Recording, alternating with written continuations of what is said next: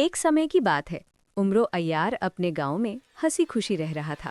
काफी समय से वो किसी मुहिम पर नहीं गया था कि एक दिन एक आदमी घोड़े पर सवार होकर आया। वो पसीने से तर था। वो सीधे उमरो अय्यार के पास आया और कहा कि हमारी शहजादी को एक जादूगर ने अपने जादू की मदद से अगवा कर लिया है और उसे गायब करके ले गया है। ये सुनकर उमरो अय्यार उस आदमी के साथ उसके बादशाह के महल गया।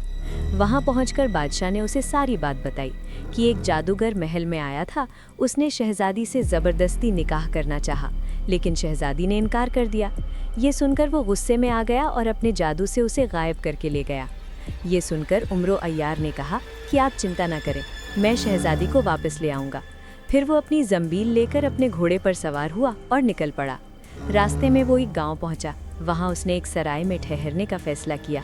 उसने अपना घोड़ा अस्तबल में बांधा और खुद सराय के अंदर चला गया। जब रात हुई तो उसे अपने घोड़े की आवाज़ आई। वो नीचे गया तो उसने देखा कि उसका घोड़ा वहाँ से गायब था। फिर वो जल्दी से अपने कमरे में गया और अपनी जंबील से जादुई आईना निकाला और उससे पूछा कि मेरा घोड़ा कहाँ है। तब उसने देखा कि गांव के कुछ लोग उसके घोड़े को जंगल में ले जाकर काट कर खा गए हैं। तब उसे पता चला कि ये लोग इंसान नहीं हैं। अगले दिन वो उनके सरदार के पास गया और अपनी तिलिस्मी तलवार उसके गले पर रख दी। सरदार डर गया और उसने बताया कि हम आम इंसान नहीं हैं, हम खून पीने वाले भेड़िए हैं जो इंसानी शक्ल अपना लेते हैं, और कल रात हमने तुम्हारा घोड़ा खा लिया। ये सुनकर उमरो अय्यार को गुस्सा आया और उसने कहा कि तुमने यहाँ नहीं रह सकते और आइंदा किसी इंसान को नुकसान नहीं पहुँचाओगे। उन्होंने वादा किया तो उमरो अय्यार वहाँ से निकल गया। कई दिनों की सफ़र के बाद वो काली पहाड़ी पर पहुँच गया, क्योंकि उमरो अय्यार जानता था कि हर जादूगर का राज काली पहाड़ी से जुड़ा होता है। वहाँ उसने अपनी जंबील खोली और अपनी तिलिस्मी तलवार निकाल ली और इधर-उधर देखने लगा। कुछ ही देर बाद उसे एक बुजुर्ग दिखाई दिए। उन्होंने कहा, बेटा मेरी मदद करो, मैं एक मुसाफिर हूँ, मुझे डाकुओं ने लूट लिया है और मैं कई दिनों से यहाँ भूखा प्यासा हूँ।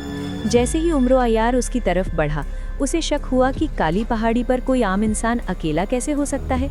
वो रुक गया और अपनी जंबील से तिलिस्मी मिट्टी निकालकर उसके ऊपर फेंक दी। तुरंत वो बुजुर्ग जलने लगा और उसकी असली शक्ल सामने आ गई। वही जादूगर था। ये देखकर उमरो अय्यार ने उसकी जादुई छड़ी तोड़ दी, जिससे उसका जादू खत्म हो गया। जादूगर चीखने लगा और कहने लगा, मेरी जान बख्श दो, मैं तुम्हारी हर बात मानूंगा। उमरो अय्यार ने कहा कि तुमने शहजादी को अगवा किया है, बताओ वो कहाँ है। जादूगर ने एक गुफा की तरफ इशारा किया और कहा कि वो वहाँ है, अगर तुम मुझे छोड़ दो तो मैं तुम्हें वहाँ ले चलूँगा। उमरो अय्यार ने कहा चलो, और वो उसके साथ चल पड़ा। जैसे ही वे गुफा के पास पहुँचे, जादूगर ने चालाकी से उस पर हमला करने की कोशिश की, लेकिन उमरो अय्यार पहले से तैयार था। उसने एक ही वार में उसकी गर्दन उड़ा दी। उसका शरीर जलने लगा और कुछ देर में गायब हो गया। फिर उमरो अय्यार गुफा के अंदर गया। वहाँ उसने शहजादी को पाया। वो बेहोश थी। उसने उसे जगाया और कहा चलो। फिर वो शहजादी को लेकर बादशाह के महल वापस आ गया। बादशाह अपनी बेटी को देखकर बहुत खुश हुआ और उसने उमरो अय्यार को बहुत ज़्यादा इनाम व इकराम दिया, हीरे जवाहरात दिए। उमरो अय्यार ने वो सब अपनी जंबील में रखे और अपने घोड़े पर सवार होकर हंसी खुशी अपने गांव की तरफ वापस रवाना हो गया।